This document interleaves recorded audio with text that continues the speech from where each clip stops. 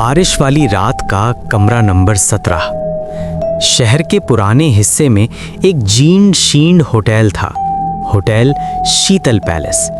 बाहर से देखने पर वो बस एक पुरानी इमारत लगती थी, लेकिन रात को जब हवा उसमें से सीटी की तरह गुजरती तो लगता जैसे वो खुद सांस ले रही हो। एक बरसात भरी रात में राघव उसी होटल में रुका। उसकी ट्रेन छूट चुकी थी और अगली सुबह ही टिकट मिल सकता था। मजबूरी में उसे वहीं ठहरना पड़ा। रिसेप्शन पर बैठे बूढ़े मैनेजर ने बिना नजर मिलाए धीमी आवाज में कहा, कमरा नंबर 17।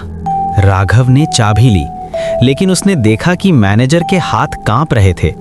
उसने मजाक में पूछ दिया, क्यों, इस कमरे में भूत वूत तो नहीं रहता?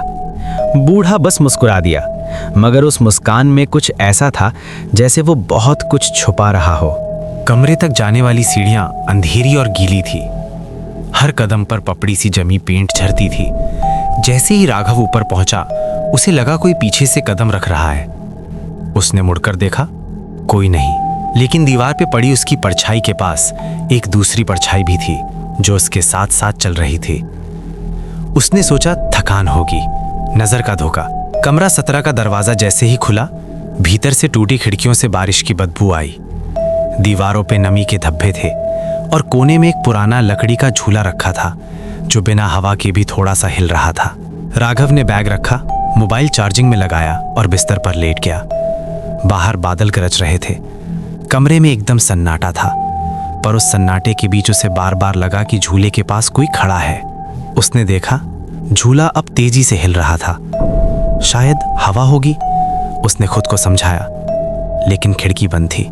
खट खट खट। आधी रात को दरवाजे पर धीमी धीमी दस्तक होने लगी। खट खट खट। कौन?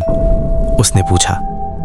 कोई जवाब नहीं। दस्तक फिर आई, इस बार ज्यादा तेज। राघव गुस्से में उठा, दरवाजा खुला। बाहर कोई नहीं था, लेकिन फर्श पर बारिश से भीगे पैरों के गीले निशान बने थे जो उसके कमरे के अंदर की ओर जा रहे थे। उसका गला सूख गया।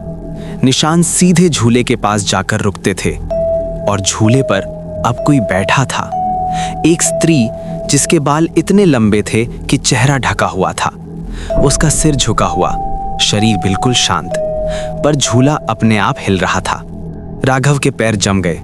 उसने कांपती आवाज में कहा, कौन हो तुम? वो स्त्री धीरे धीरे सिर उठाने लगी, पर ठीक उसी क्षण कमरे की लाइट चली गई। पूरी अंधेरा, और फिर उसके ठीक कान के पास एक फुसफुसाहट।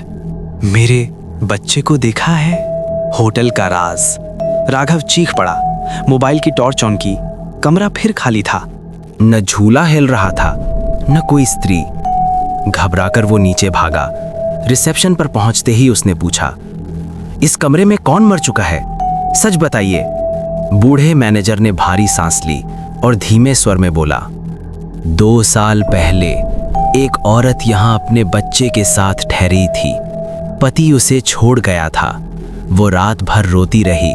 सुबह जब दरवाजा तोड़ा गया तो उसने अपने बच्चे को उसी झूले में फांसी पर लटका दिया था और खुद। उसकी आवाज कांप गई। कमरा नंबर 17 बंद कर दिया गया था, लेकिन मजबूरी में आज तुम्हें देना पड़ा। राघव के हाथ पैर ठंडे पड़ गए।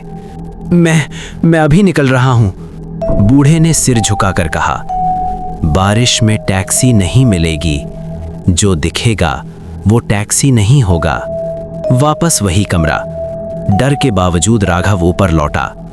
उसने तय किया, पूरी रात जागेगा, सुबह ही निकल जाएगा। घड़ी की सुई चलते रहे। बाहर बारिश और तेज हो गई। अचानक कमरे के कोने से बच्चे के रोने की आवाज आई। माँ। राघव ने टॉर्च उठाई। झूला फिर हिल रहा था। इस बार झूले पर एक छोटा सा बच्चा बैठा था। उसकी गर्दन टेढ़ी, आंखें खाली। बच्चा रोते रोते बोला, माँ मुझे मत छोड़ो। राघव डर के मारे चीख उठा, मैं तुम्हारी मदद करूंगा, क्या चाहिए तुम्हें? तभी कमरे में वही स्त्री फिर प्रकट हुई। उसके बाल हवा में लहरा रहे थे। चेहरा अब साफ दिख रहा था। आंखें खाली, होंठ सिले हुए और गले पर नीले निशान।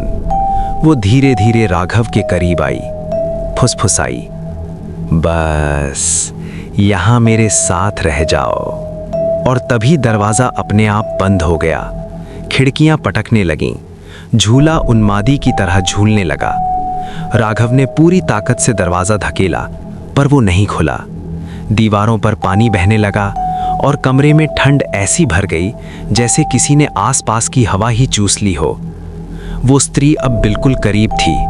उसका ठंडा हाथ राघव की गर्दन पर था। मेरे बच्चे का नया पिता बन जाओ। अंत या शुरुआत। सुबह जब होटल स्टाफ कमरे पर पहुंचा, दरवाजा अंदर से बंद था। काफी देर तक आवाज देने के बाद जब दरवाजा तोड़ा गया, कमरा शांत था। झूला हिल नहीं रहा था, लेकिन अब वहां एक और गीले पद चिन्हों का जोड़ा था और दीवार पर उभरा एक नया नमी का धब्बा जो किसी आदमी के चेहरे जैसा लगता था। और झूले पर एक और परिवार पूरा हो चुका था। उस दिन के बाद से कमरा नंबर 17 फिर से बंद कर दिया गया, लेकिन बारिश की रातों में ऊपर से झूले की हल्की सी चरमराहट अब भी सुनाई देती है, जैसे कोई अब भी इंतजार कर रहा हो किसी नए मेहमान का।